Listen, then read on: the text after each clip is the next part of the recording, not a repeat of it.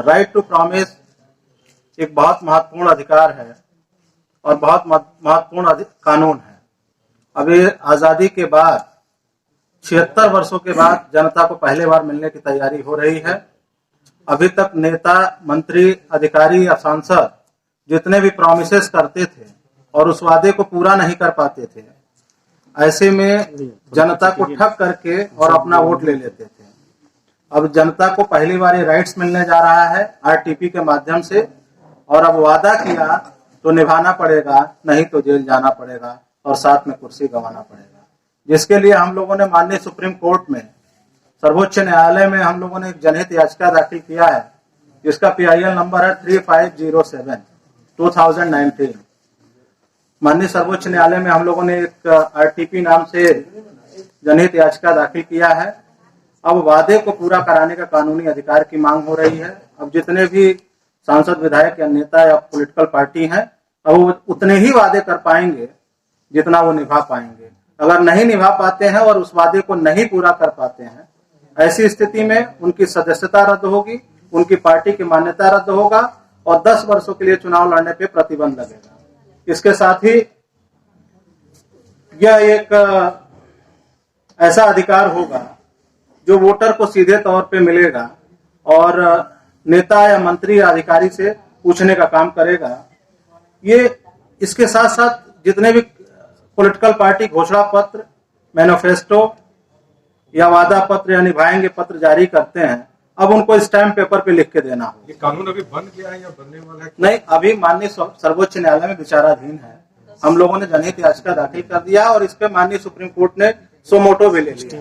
अभी आपने 26 जनवरी को देखा होगा, अखबारों के माध्यम से और आप लोगों के टेलीविजन के माध्यम से भी देखने को मिला होगा। इसमें सोमोटो में कहा है कि मुफ्त के वादे पे अगर आप लोक लुभावने वादे करते हैं, ऐसी स्थिति में क्यों न पार्टियों की मान्यता रद्द कर दिया जाए। और इसमें 4 हफ्ते का समय भारत निर्वाचन आयोग को और केंद्र सरकार को दिया है कि 4 हफ्ते में अपना अपना जवाब दाखिल करें। कितनी पार्टियां इस कानून के सपोर्ट में? सिर्फ आपकी पार्टी है या और भी पार्टी? देखिए, हमने जो है, ये भारत की प्रथम ऐसी पार्टी है जो आरटीपी का समर्थन करती है। अन्यथा कोई भी राजनीतिक दल नहीं चाहता है कि राजनीति में इस तरह का प्रभावी कानून बने और वो खुद इस दलदल में फंसे। RTI तो था, RTP का जो है उसको लाने की जरूरत पड़ी आपको? देखिए, RTI से सिर्फ सूचना मांग सकते हैं, उस पर आपके पास कोई अधिकार नहीं है। किसी से सूचना पाना ये कोई आपका राइट्स नहीं है। राइट्स इन द सेंस कि उससे किसी बारे में जानकारी हासिल कर लेने से उसका समस्या का निजात नहीं होगा, ना ही हल होगा। ये समस्या को हल करेगा, आपको एक अधिकार देगा। इस अधिकार के माध्यम से आप सिर्फ सूचना नहीं पा सकते, उस पर कार्रवाई भी करा सकते हैं। यानी आपकी पार्टी जब आगे बढ़ेगी तो आप जो वादे कीजिए उनको पूर्ण रूप से निभाइएगा? निश्चित तौर पे हम उतना ही वादा करेंगे जितना निभा पाएंगे और जितना कर पाएंगे। कोई जरूरत नहीं है कि हम 400 वादे करें, 300 वादे करें या 60 पेज का मैनिफेस्टो जारी करें। हम 10 ही करेंगे, लेकिन जितना कहेंगे उसको हर हाल में पूरा करेंगे। भारतीय जननायक पार्टी अभी भारत के कितने राज्यों में सक्रिय है? देखिए, हम लोग छोटे बड़े मिलाकर के 11 राज्यों में अपनी उपस्थिति दर्ज करा चुके हैं। और आप लोगों को शायद इसका नोटिस आप लोगों ने नहीं लिया होगा। बिहार के लोकसभा कुछ सीटों पे भी हम लोगों ने चुनाव लड़ने का काम किया था और विधानसभा सीटों पर भी हम लोगों ने चुनाव लड़ने का काम किया। और ये आधिकारिक तौर पे मैं कहना चाहता हूँ कि लोक जनशक्ति पार्टी के पैरेलल हमको वोट मिले थे, लोगों का समर्थन और प्यार मिला था। कुछ सीटों का आप भारत निर्वाचन आयोग की वेबसाइट से जाकर के सर्च कर सकते हैं। जैसे भोरे विधानसभा है, वहां पर 200-400 वोटों से हमारा उनका अंतराल रहा है। और इस तरीके से जनता का प्यार आरटीपी के प्रति मिल रहा है। और हम लोगों का नारा है, अब कोई सताए तो हमें बताए। अगर किसी को कोई प्रॉब्लम है, तहसील स्तर पे, थाने स्तर पे नेताओं से संपर्क कर सकता है और वो जाकर के हमारी पार्टी की वेबसाइट के माध्यम से और सूचना तंत्र के माध्यम से हमें सीधे पत्र लिख सकता है और अपनी समस्या को हमको बता सकता है।